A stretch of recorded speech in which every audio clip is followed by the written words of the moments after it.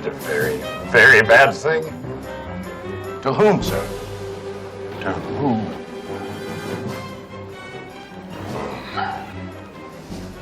Yes, sir.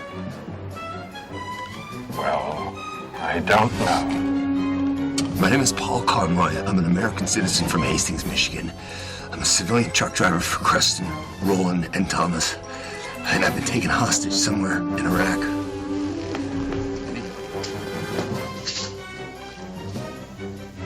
You realize what you've done to my wife? They still have that.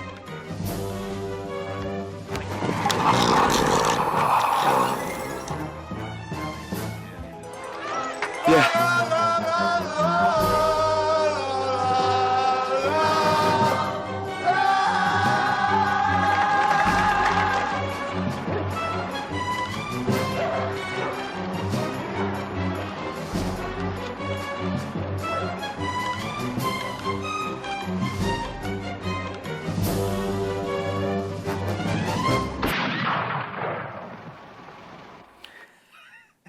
What a morbid way to start what will be the last show of this year.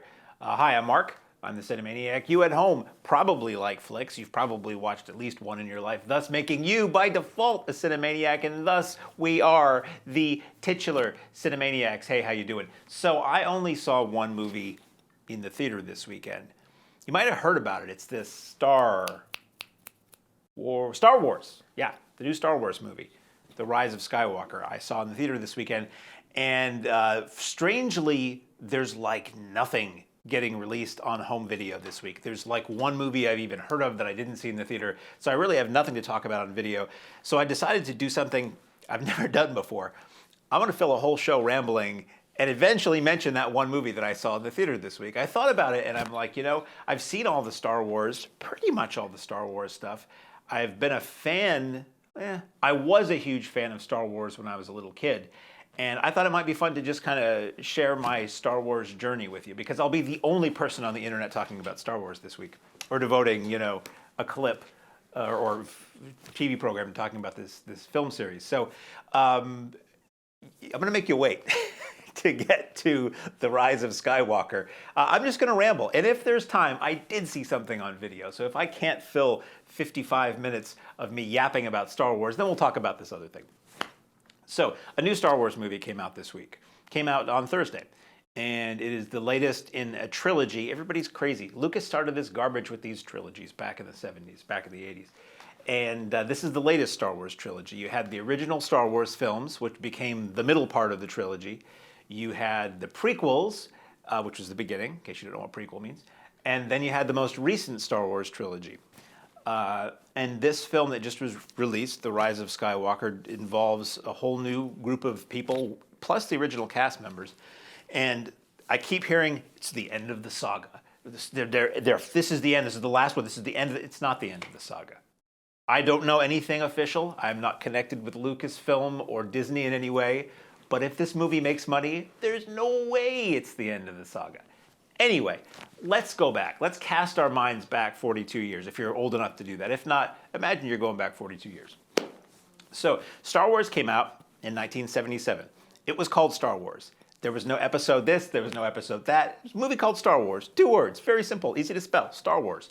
And I don't have a clear memory of seeing Star Wars in the theater, but I have a memory of being in kindergarten in 1979, 2 years after the film came out, and knowing everything there was to know about Star Wars. So I feel like I probably did see it. I would have been 3 years old in 77 when Star Wars came out. I know my parents have recollections of going to see it at the drive-in in my town.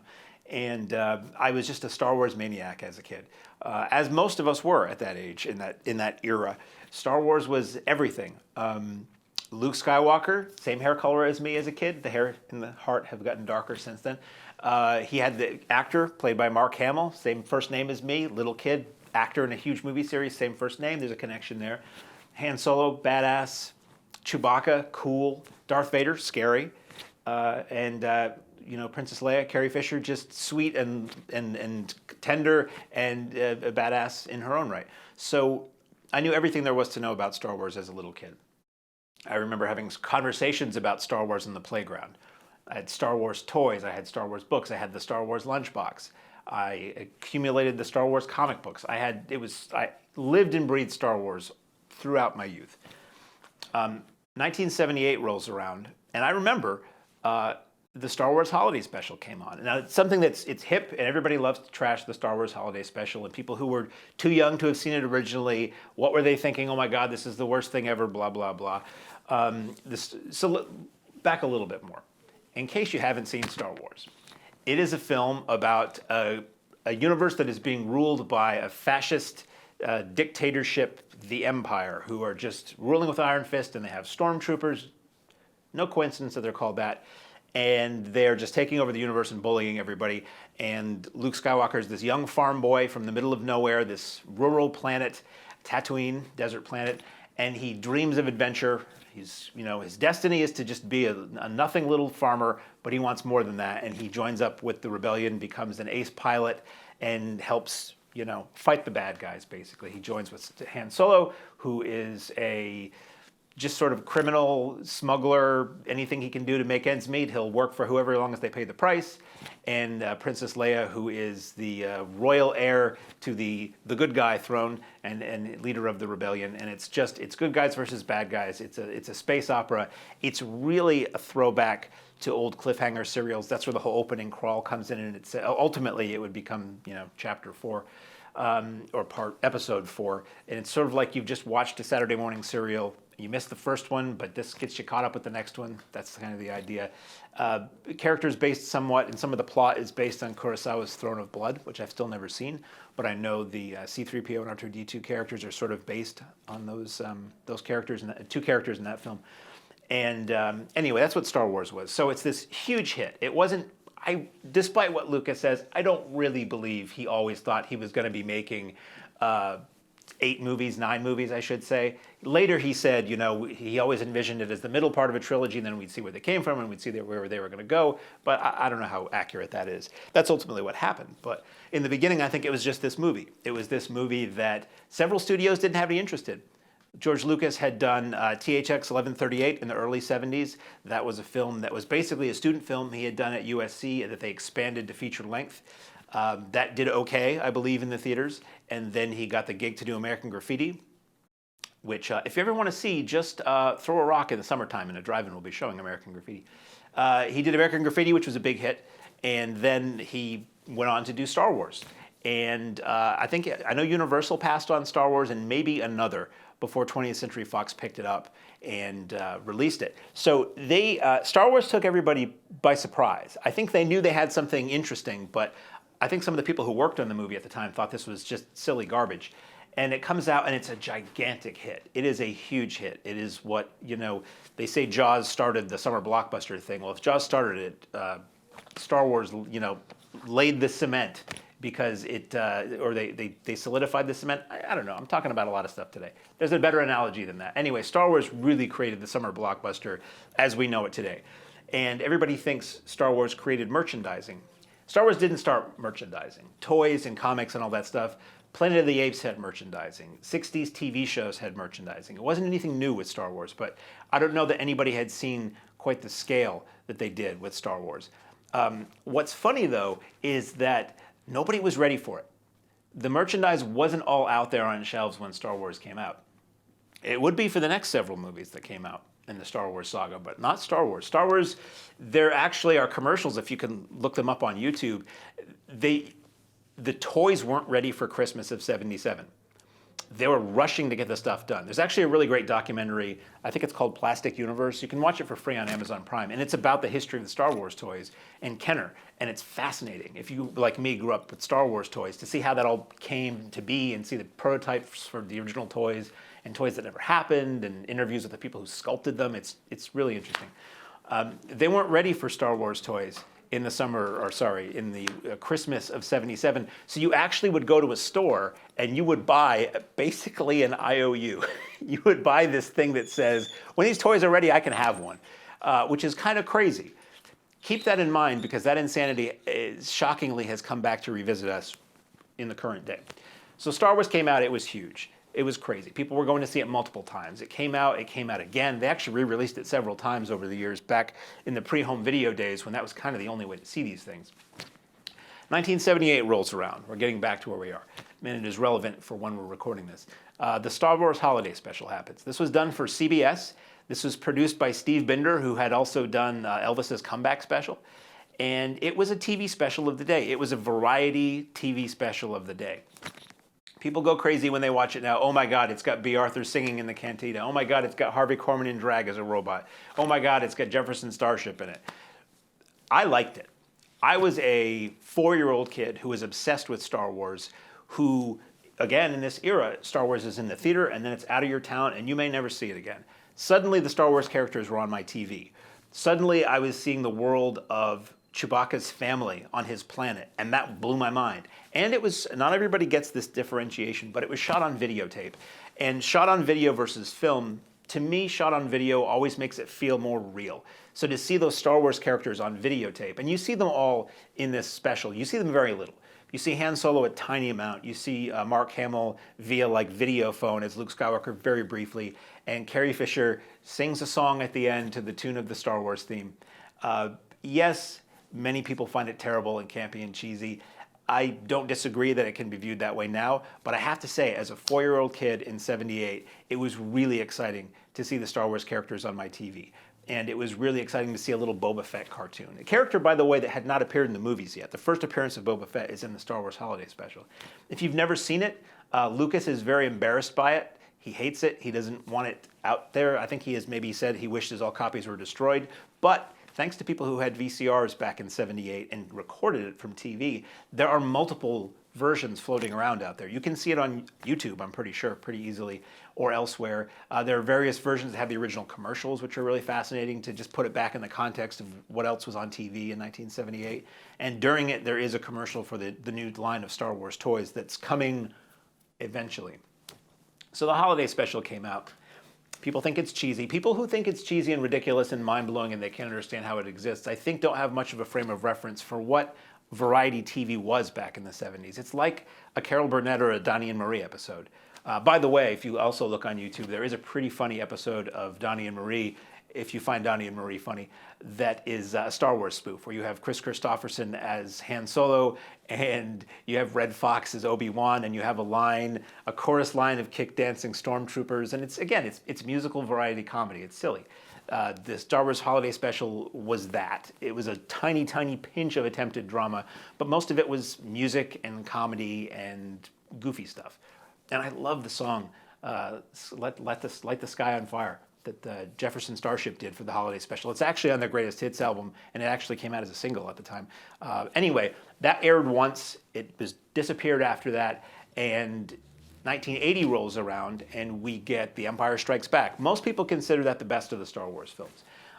Much darker in tone, very much a middle film. When you watch it now, it picks up in progress, like Star Wars sort of did, and then it just kind of leaves off. It doesn't tie up any loose ends at all. And the story of Empire Strikes Back is basically the dark side, the Empire, is kind of winning. They've kind of backed our heroes across the universe into a corner, and they're on this ice planet, and Luke goes off to do Jedi training, and he meets Yoda, I was a huge fan of Yoda as a kid. I still have, I wish had I put more thought into this episode, I would have brought some of my Star Wars stuff in here to share with you. I've got a Yoda corkboard that's about yay high that glows in the dark that I've had since 1980. And as a kid, I took good care of my stuff, so I never put any tax in it or anything. So I still have this Yoda corkboard from back then. I used to have a Yoda t-shirt. I have a little Yoda Magic 8-ball, and all the responses are in, backwards Yoda speak.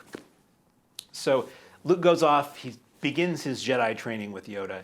He hears that his friends are in trouble with Darth Vader sort of keeping them captive on Cloud City. You meet Lando Calrissian, the space pirate, the space ace, the space player, the space pimp, whatever you want to call him.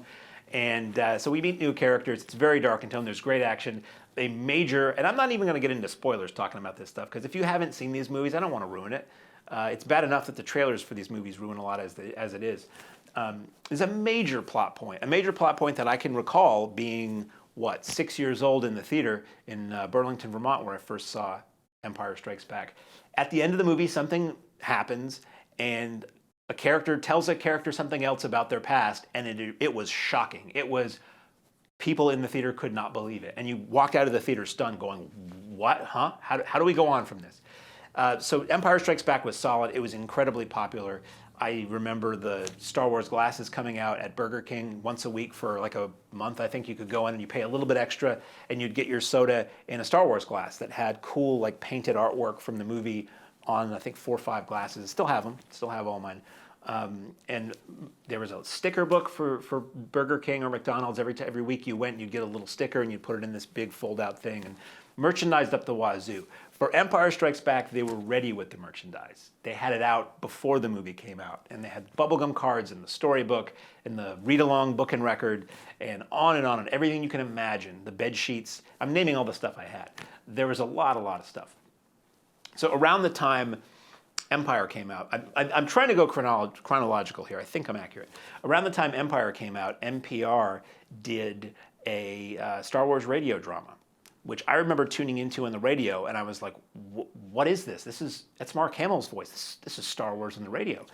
You can get these on CD or download or audio cassette, they used to be.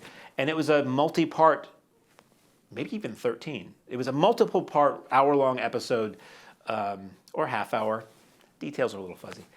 Anyway, it was much longer than the film. And you got an audio version of Star Wars with the John Williams music, with most of the voice cast, with the same sound effects, the Lucas sound effects. And it was amazing. And it expanded the world of these films a little bit more. And it was maybe some things that were in the original script that didn't make it into the movie.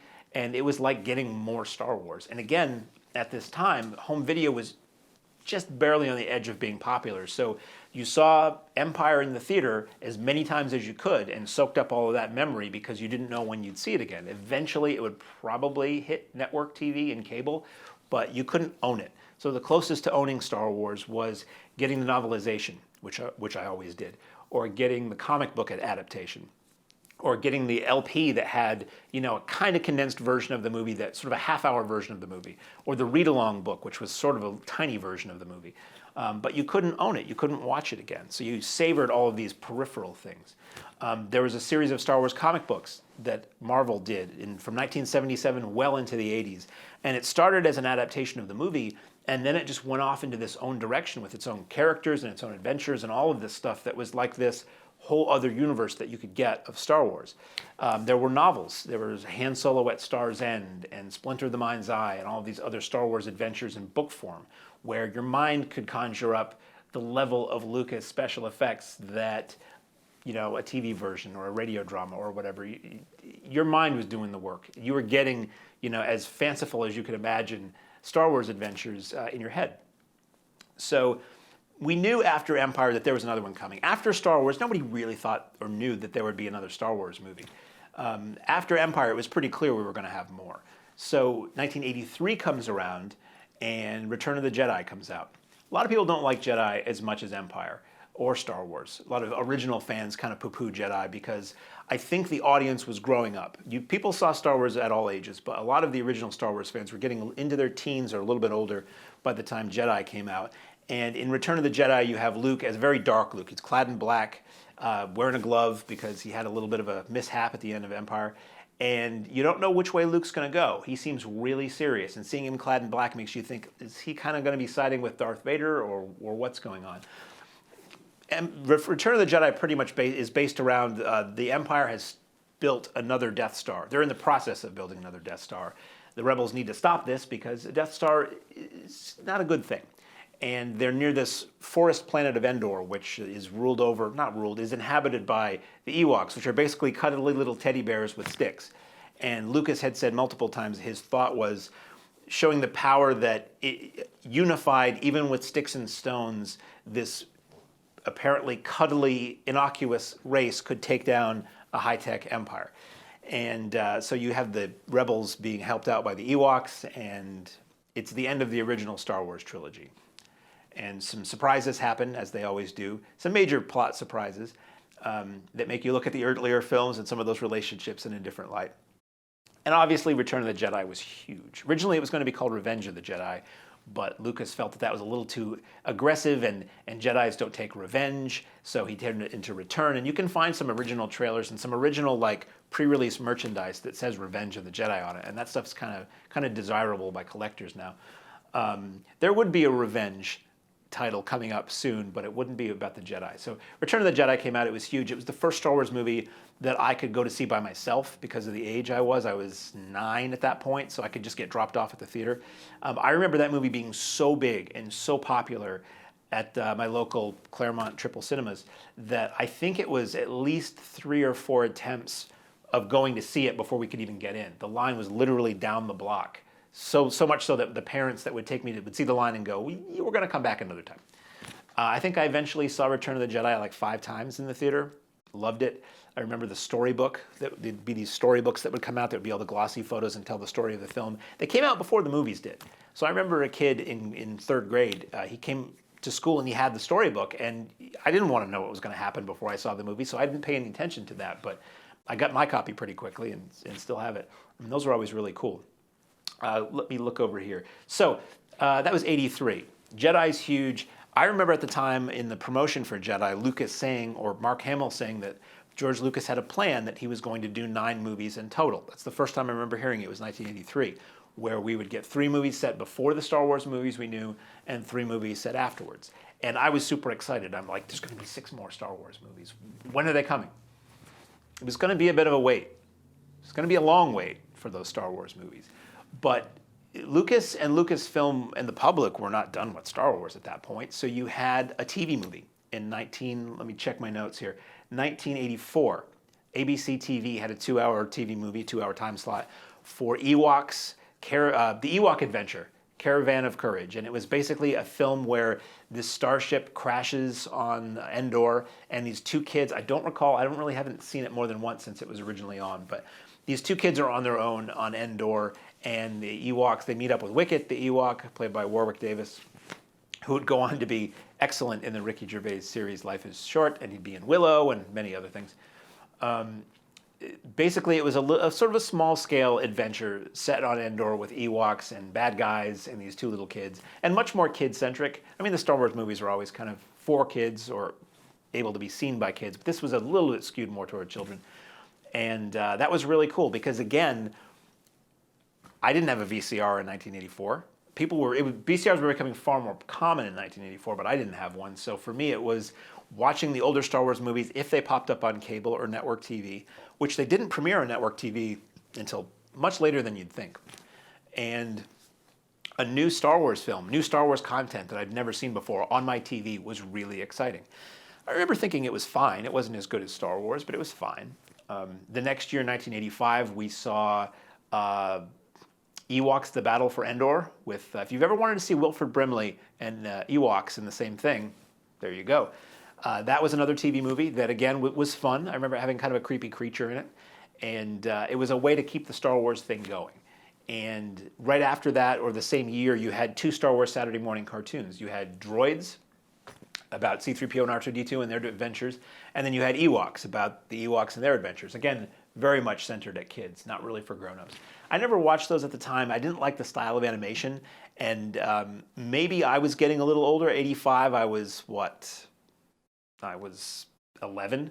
And I was maybe moving a little bit away toward overtly kiddie things at that point, I think.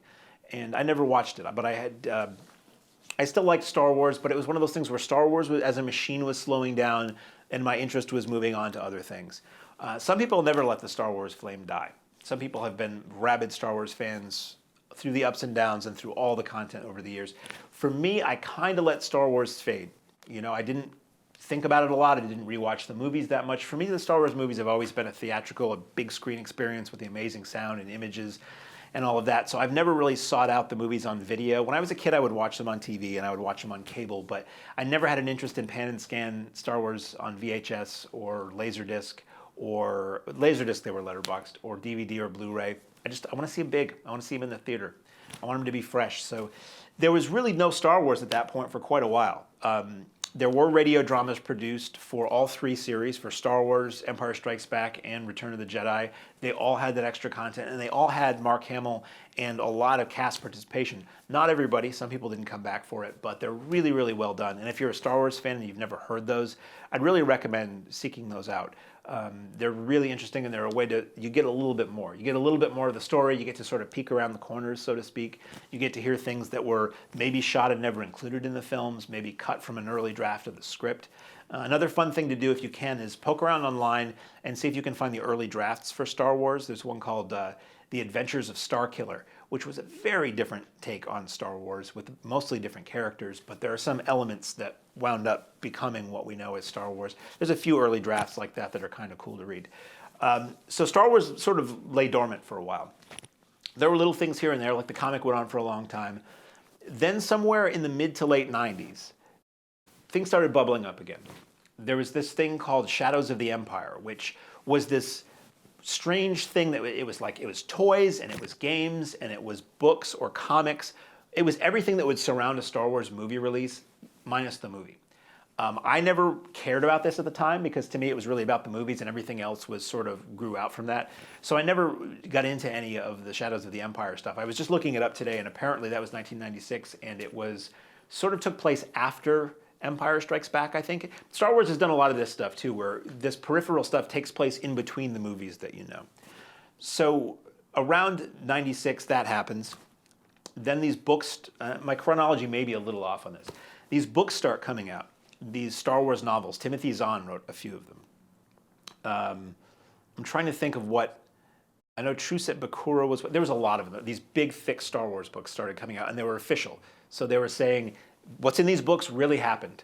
They're connected to they're the characters from the movies. This is all stuff that's going to be incorporated if we do more stuff. And those were pretty exciting. I tried reading one, but I'm really just not a sci-fi novel guy. But there were a ton of them. And they were really well regarded. And they were the further adventures of the characters you love. There were things that took place between the movies, all that. 1997, we get a re-release of the Star Wars trilogy, the original Star Wars movies in theaters. Now officially branded episode 4, 5, 6. And these were special editions in that the special effects were tweaked. Lucas has never been one to be satisfied with apparently the first Star Wars movie at least. And he went back in and changed special effects, added little scenes, the Han Solo Jabba the Hutt scene that was always cut out of the film that you could see in the original Making of Star Wars documentary, in its original form. That's the only place you can see it, I think. Maybe it's on a supplemental extra on one of these discs, but that was put back into the film with a CGI Jabba that looked terrible, and other little things were tweaked. Empire Strikes Back had a little less to it tweaked, and Return of the Jedi had, I think, the least amount altered. A couple things here and there. Hardcore fans were not happy with those movies because they weren't the movies we grew up with. You want to see what you've always seen a million times, and now it's like, why did you do that? It takes you out of the movie. And part of it too, you were going to see these movies just to see what was different. So it was like, again, it kind of took you out of the movie. Upgraded picture and sound, wide re-release. And it was really exciting. That's what got me sort of excited about Star Wars again, because I had not seen these movies in the theater since they came out. Star Wars has had a really funny history with Lucasfilm of not letting these movies get played in theaters again. And that's still the case. There was a rash, there's a cream for that. There was a whole bunch of Star Wars special edition screenings this last year in theaters that were by special arrangement with Lucasfilm, and you had to have a special kind of venue and all that. But really since the mid-'80s, let's say, Star Wars has not been allowed to screen in theaters. So if you wonder why your local theater doesn't just show Star Wars, it's because they can't. Especially now that Star Wars is owned by Disney, they have very, very strict rules about who can and can't show their old movies. And sadly, I mean, I'd be happy to see the Star Wars movies on the big screen every few years, but we can't. And it's really, it's a bizarre shame. So 97 came along, Star Wars got re-released. Everybody was crazy for Star Wars again. There was a huge marketing campaign.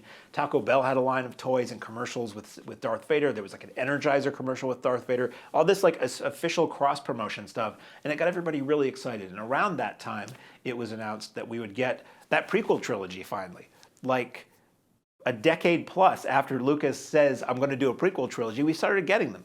And in 1999, we got The Phantom Menace, which takes place before the original trilogy, it's really the story, the prequel trilogy is really the story of how Darth Vader went from this cute little boy living on Tatooine to the evil Lord of the Sith, ruler of the universe and bad guy. So the first film is the little boy on Tatooine and the adventures that he gets into, and it is discovered that he has got Jedi abilities, and he is taken under the wing of Qui-Gon Jinn, played by Liam Neeson, and a young Ben Kenobi, played by Ewan McGregor. And you have Natalie Portman as Queen Amidala, or Queen Hafidala, as I always think of her. I'm sure that's what they called her in the Mad Magazine parody. And it came out, there's also the Jar Jar Binks issue. Most people can't think about the prequels and not think about Jar Jar Binks, which was this sort of completely CGI, idiot dumb guy character that really takes you out of the movie and is really embarrassing and annoying. And it's hard to think about those films without going, oh yeah, that. But I will say, when I went to go see The Phantom Menace, I was really excited. It was,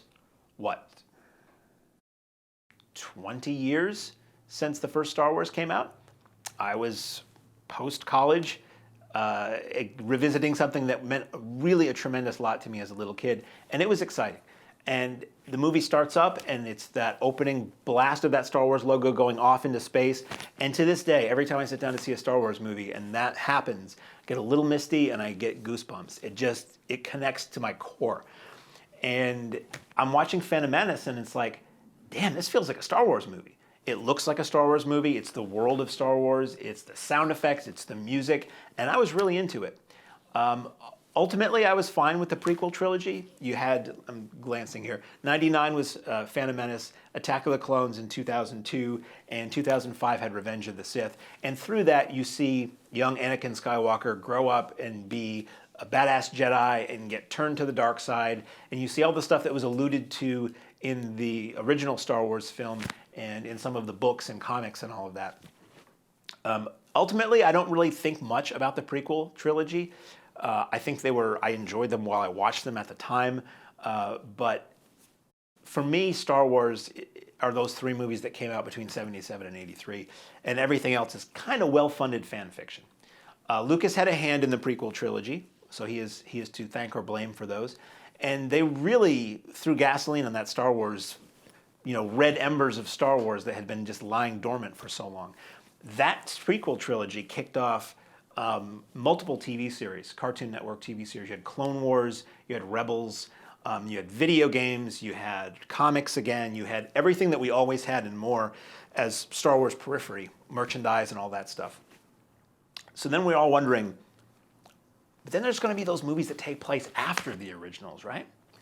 And we all kind of waited for a while, and then rumbling started happening, and then something kind of shocking to some fans happened, and that was that Star Wars, or Lucasfilm, was sold to Disney. Lucas doesn't own this stuff anymore. Lucas doesn't have any connection to this stuff anymore. Some people were like, well, geez, the guy who came up with all this and guided this isn't going to have a hand in it. This is going to be garbage. And other people were like, yeah, the guy behind that prequel trilogy is not going to have a hand in this. This might be good. And my attitude was, now you have finally, after 30 years, you're at a point where you don't have anything holding you back in the stories that you can tell. You can go anywhere with this. The prequels kind of all had to go to a certain point. You knew where these various characters were going to go. You knew who was going to live and die. And it was sort of a semi-predictable path they took. With the new Star Wars movies, the J.J. Abrams directed Force Awakens onward, these movies could go anywhere. And that was pretty exciting because, where can this go? Technology is decades better than it was. And with Lucasfilm, it was always amazing and cutting edge. But technology is now at the point where you can do amazing things. What are the visuals going to be like? What are the special effects? What new creatures are we going to meet? So in 2015, we get The Force Awakens, directed by J.J. Abrams, who was behind Lost and Alias and many other things. And it was like a bomb going off when it was announced, oh yeah, the original cast is going to be back in this. Huh? Harrison Ford, who never wanted anything to do with Star Wars after Jedi and really wanted Han Solo to die in Jedi so he wouldn't have to play him anymore. Carrie Fisher, who always had a kind of cynical attitude about the whole Princess Leia thing, although in later years she became amazing. Read The Princess Diarist if you want to read some really nice, pretty warm recollections of Carrie Fisher about what Star Wars, coming to terms with who she is in the universe literally. Just before she died, she wrote that. That was pretty amazing. And Mark Hamill, who always seemed to be a pretty good sport, the idea that they're all coming back for a Star Wars movie was like, oh my God, we didn't ever think those characters were going to be involved in this. Then there was new characters. It was announced there would be, you know, a young female protagonist and a young African-American male, or I think he's actually British. And he would be a stormtrooper who sort of goes rogue, and this other guy who's sort of this rogue, edgy, shoot-from-the-hip X-Wing pilot, and a new cast of characters. And what would this be about? Unfortunately, it was about a remake of Star Wars. I'm never going to... The Force Awakens is a fun movie. And there's some really cool stuff in there, and it looks great. And it is a kick to see those characters again, how you see them. But my God, The Force Awakens is like you took Star Wars and just changed the names in the script. It's kind of beat for beat the same movie. And that really made me mad, and it probably always will, just because I know the theory was we have to reintroduce audiences to these characters, and that's garbage. I can pick up this little thing here and reintroduce myself to all of the works of literature while I'm waiting in line to see a new movie. I don't need to spend money on a movie to see something I've essentially already seen. But The Force Awakens was big. There was controversy because, oh my God, it's a female lead in a Star Wars movie. It's terrible. But I enjoyed watching The Force Awakens, but I didn't enjoy the fact that it was just a remake of Star Wars. Abrams did the same thing with Star Trek. You start up this new spin-off series that can go boldly anywhere you can imagine. And of all the places you could possibly imagine, we're just going to imagine the most popular thing all over again. So I was a little nervous after Force Awakens. I'm like, great. Do they go to an ice planet on the next one and somebody's training gets interrupted? We had in 2017, The Last Jedi, directed by Rian Johnson. Very controversial film by people who are just not nice. Some people didn't like it, and then some people didn't like it for reasons that were just not cool. I thought The Last Jedi was good. The Last Jedi was a lot of fun. Some really cool imagery, some really great moments, some sort of stand-up and cheer moments. And again, shockingly, a lot of quality time spent with the original cast. I assume the original cast in these movies were just going to be cameos. Hey, how are you? Good luck. And that would be it, shot in a day. But no, these characters are really in. Carrie Fisher's in these movies. And Mark Hamill really kind of not in Force Awakens, but Mark Hamill has a large role in The Last Jedi. And Han Solo has a pretty sizable Harrison Ford role in the first film too. And Last Jedi was fun, but when it was over, I was like, it is kind of the structure of Empire Strikes Back again. So I'm like, I really liked this, but you're going to have the little fuzzy characters in the next one because we're really just remaking the original Star Wars movies here with some flourishes here and there. I will say Last Jedi has a throne room fight between Kylo Ren, who is the turned evil son of Leia and Han.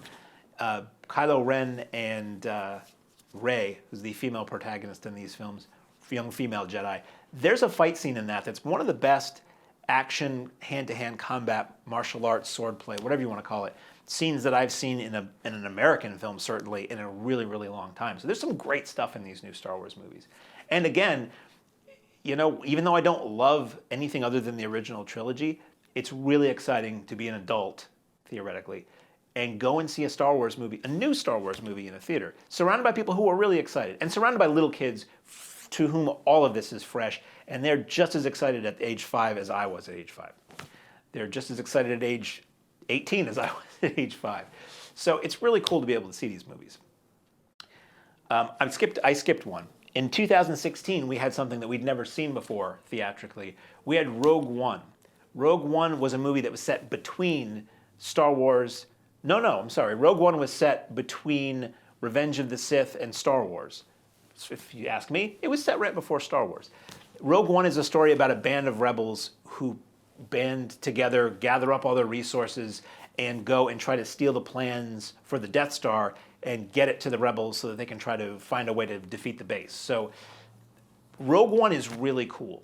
It's really good. Rogue One is closer to a real movie than a lot of the Star Wars movies are. The way I say, like, Skyfall is a Bond film, but it's also kind of a real movie. Rogue One felt really real. A lot of it was how they shot it. A lot of it was the drama. Not 100% of it works perfectly, but Rogue One I thought was really good. And basically, you could cut Rogue One together with the original Star Wars and make one long movie, because Rogue One ends pretty powerfully right up at the moment where Star Wars begins.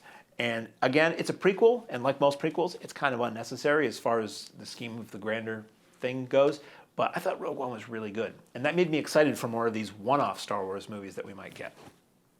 So after Last Jedi in 2017, we got another one of those one-off Star Wars movies. And it might be a question of be careful what you wish for. Solo, a Star Wars story. This was a Star Wars prequel with Han Solo. This was seeing how young Han Solo kind of becomes the Han Solo we know. And this starred, I can't think of his name. Sorry, don't have notes. It's all out of my brain. He was in Hail Caesar. He's in many things. He was good. And you get a young Han Solo, and you get a young Lando Calrissian, and you get some other characters that may or may not come into play in the Star Wars universe later. And it was basically a heist adventure movie. Originally directed and written by a couple of guys, and they got tossed off the project, and Ron Howard came in and took it over. And it was kind of controversial in the industry for that reason. And I thought it was fun. My whole thing with Solo was, do you really think I'm going to buy, or do you really expect me to buy a Star Wars movie with Han Solo and it's not played by Harrison Ford? That's not going to happen. And I went into this movie kind of like, I'm not going to be able to watch this and not think about Harrison Ford. But not far into it, I just decided, I got 2 hours with this, and it ain't going to be Harrison Ford. So you better just learn to maybe appreciate it. And I did. And I thought Solo was fun. It wasn't necessary by any stretch, and it did a thing or two that I didn't like as far as putting an incredible level of importance on the Han Solo character that it never had before, trying to connect everything everybody does to everything else. But it was a fun movie. It was good action. It was really dark. I know in theaters people were complaining that it was so dark you couldn't see it, and that was a very strange cinematographical choice to make a movie that dark. But they did. And a lot of theaters were like goosing the projection so that you could see it. But I thought Solo was fun. I think Solo kind of tanked overall. I think probably because people just didn't want to accept not Harrison Ford as Han Solo. And maybe there was Star Wars fatigue too. Star Wars used to be 2 or 3 movies, or then a couple decades between movies. And suddenly we're getting them every year. And that can happen with these things where it's just like, I'm Star Wars out, man. So Solo didn't do that well. I think that kind of killed the notion of any more Han Solo movies. And I think it probably put the brakes for a good while on any more individual character Star Wars movies like that. So they decided they were going to focus all of their efforts on the film that I have a trailer for. I'm going to go over here. There. We set up the second camera. Might as well use it. So now, I told you all that to tell you this. There's a new Star Wars movie out. We have our band of rebels still fighting what is now the First Order. This is a new resurrection of the evil Empire and the Sith, people left over who still thought, ruling with an iron fist was a good idea.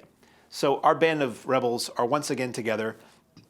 They're trying to figure it all out and survive, and we will find out what does it mean when the title is The Rise of Skywalker. So I talked about all that stuff. That's the longest intro that you will ever see on this program, to talk about this movie. And funny enough, I didn't see it. So up on video, no, I didn't. Went to see it on Thursday night at the Alamo Drafthouse in Yonkers, where I often go see movies. And it was a very fun experience. They had merch, and they have glasses. Mondo out of Austin. I think they're out of Austin anyway. Mondo, this company that does cool retro and current film design, that you can get pint glasses that have original artwork for new movies there. So they had those you could get. We had 2 people introduce the movie who were dressed with pretty convincing British accents. I don't know if they were their own or not. Dressed as Princess Leia or General Organa and Ben Kenobi, and they sort of talked about the movie. They gave a recap of the series comedically so far, and they let everybody in a toast to Carrie Fisher, and it was really cool. So I was going in a little dubious because, again, I'm like, is this going to be a Jedi remake? Because so much I've talked about, all of these revivals of movies from decades back, these sequels and stuff, they're never really that great. And all they really do is rehash what worked for maybe 1 or 2 movies a long time ago.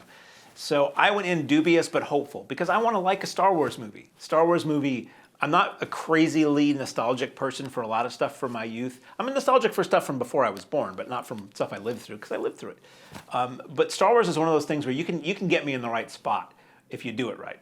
So the movie starts, the logo pops on, I'm like quiverly lipped and goosebumps, and it was a good movie. Funny thing about these new Star Wars movies, back in 77 to 83, movies were about the same length, if not shorter, Star Wars movies, and you felt like you really knew these characters. After one movie, you felt like you really knew these characters. And for me, maybe it's me because I don't dwell on this stuff as much as I did when I was a kid. Even 3 movies in, I feel like I'm just getting to know these new characters, and I could use a couple more movies with them. Maybe we'll get that. I kind of hope we do, because I'm just starting to like these people, and the movie's over. Now, we get, again, some of the original cast members, and great to spend time with them. Now, Carrie Fisher passed away. I don't know how much they had shot with her for this movie, but I think a lot of Carrie Fisher's appearance in this film is digitally manipulated from footage they had on hand from the previous 2 films. Maybe some voiceovers that she had done, and I think some doubles and some CGI trickery and some voice sound-alikes. They did a really good job with her in this movie. I was sort of trying not to look at it too critically and squint to see if the lips looked natural, but it did. It worked really well. It's probably the best, fake person I've seen in a movie in a long time. And very good use of the old characters. Very good use of the new characters. This movie is scary at times. Like, I don't get scared by a Star Wars movie, but there are times where this movie was really creepy and powerful in its imagery and what was about to happen. And it almost played like a horror movie at times. Some of the visuals were amazing. Some of the visuals were like, you want to pause it and say, okay, that's a background for my computer, or that's a nice poster for my wall, because they were like gorgeous concept art paintings come to life at times. The effects were amazing. Some of the editing was really good. Transitions from scene to scene. Yes, they used the classic wipes that they have used since day one on Star Wars, but they also did some things that I kind of noticed. I was sort of, when I wasn't just fixated on what was going on, I was like, damn, that was really well done. Adam Driver as Kylo Ren, who I always thought was just a whiny, annoying, unmentionable person through the other, which he's supposed to be, the character's supposed to be. Ultimately, I'm like, wow, I kind of want to see more of him. And Rey, who was always likable, she's so good in this, Daisy Ridley, and I want to see more of this character. And Poe, the shoot from the hip, basically the Han Solo guy in these movies, I liked a lot. And I'm sorry, I don't remember all the names. John Boyega, who was the former Stormtrooper, he was really funny in this. The movie had some pretty good laughs. It wasn't like goofy, doltish comedy. There were little subtle things that I wouldn't expect in a Star Wars movie that we got that made me like. They took the edge off, which they should do in a film that's as intense as this gets at times. But it was also really funny. We got to go to a few new worlds. We got to a few old worlds. Couple things, echoes back to the previous film. A couple lines and a couple moments that always disappoint me. I'm like, because now I'm thinking about Star Wars, and now I'm thinking about Empire. There's a return of a character. I hope for your sake, if you go to see this movie and you haven't seen any of the trailers or posters or anything, or they pop ups on IMDb, and you see this movie kind of blind, knowing, because you don't need to, how long does a trailer need to be for a new Star Wars movie, honestly? Star Wars and the date. You don't need to tell me any more than that. And the original teaser for this film gave away something I really wish I would have not have known going in. And then the longer trailer, I was literally like, ha la la la, in the theaters after a while, because I want to see it in the theater. I want to be surprised. There is a character in this film that would have been great to have be a surprise, but was still outstanding to have back again. Some people are saying this movie is big-time fan service. Okay, yeah, that's fine. I don't mind that. Made me happy. Made a lot of people happy. People applauded at the end of the movie when I saw it. It was really good. It was a nice way to end it. I don't think it's the end. It's never going to be the end if there's money to be made. Now, maybe we'll see a lot more of these prequels or interstitial in-between movies or who knows what. When you think about it, how many more times can you tell a Star Wars story with a trilogy like this? Because as it is, it's, the original, say what you will for the prequel trilogy, it was a little different. Because Star Wars is evil empire, rebels rise up, defeat them. New trilogy, evil empire rises up, rebels have to rise up and defeat them. If we get another trilogy, and of course it has to be a trilogy because I can't watch a movie unless I know there's 2 more coming. If there's another trilogy, is it going to be the same thing again? Is it going to be evil empire rises up, rebels come and take it? I mean, I don't know how many times you can do that. But you can have little adventures within those worlds. You can say, hey, you know, the Empire ruled for X amount of time, and these people did these little adventures and these little battles and these little things in between that. And maybe if you give us a whole new set of characters, it'll be Jeopardy again. If you give us Darth Vader in a film set before the original Star Wars trilogy, well, yeah, he's kind of going to live. And if you give us, you know, certain characters, you know how it's going to go. Fresh batch of characters, you could really theoretically go anywhere with it. So Rise of Skywalker, really liked it, really liked it. It could have been longer as far as I was concerned. I don't know how long it was. I'm sure it was 2.5 hours, but I could have taken another hour of it. I was enjoying it that much. I would have taken it as a series. I would have taken a lot longer to do this because, like I was saying, I feel like I'm just getting to know these characters, and then they're gone. And that kind of sucks. And certainly for the original Star Wars cast, they're done now. And that's kind of sad. Of course, we got 3 more movies with them than we thought we would get. So that's cool. And ultimately, all of this other stuff is never going to take away Star Wars, Empire Strikes Back, and Return of the Jedi. No matter how bastardized they are with more effects and sound mixes and additional characters, they're always going to be the movies that hooked my generation on epic space battles and on blockbusters and on sci-fi, really. I'd like to say I'm getting choked up about this, but it's actually because I've been yapping for an hour with no water. We're getting close to the end here, folks.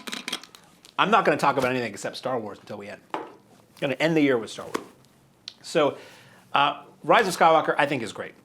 Not a great film, but I think it's really fun. It's a great way to end it.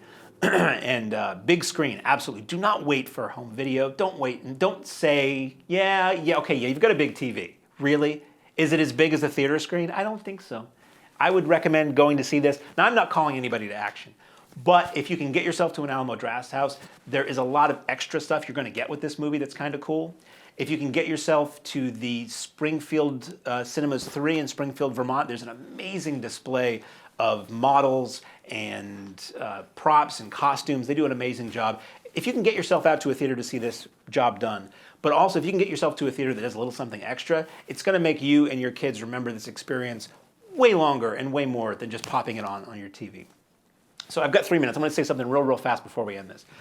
There's a new series on Disney Plus, which is a streaming service, which I think if you're a Verizon customer, you can get free for a year. If you have to pay for it, it's like $6.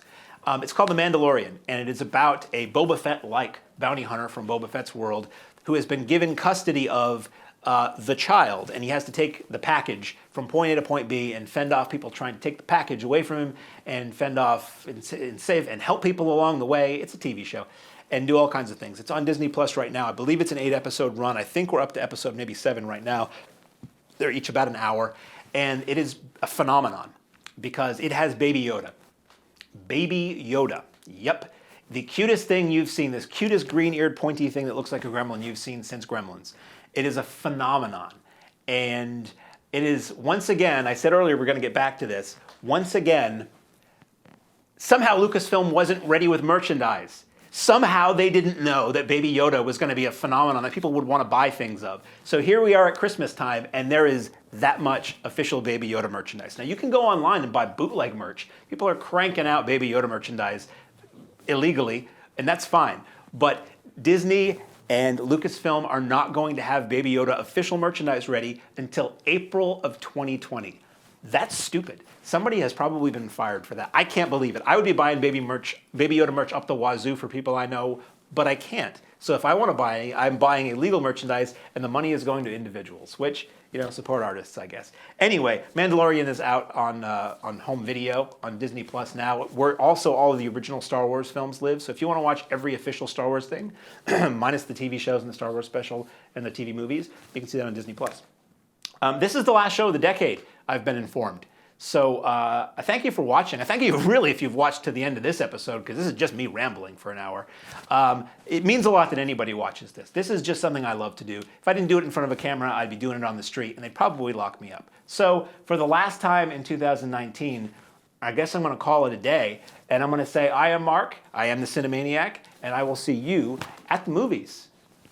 Bye.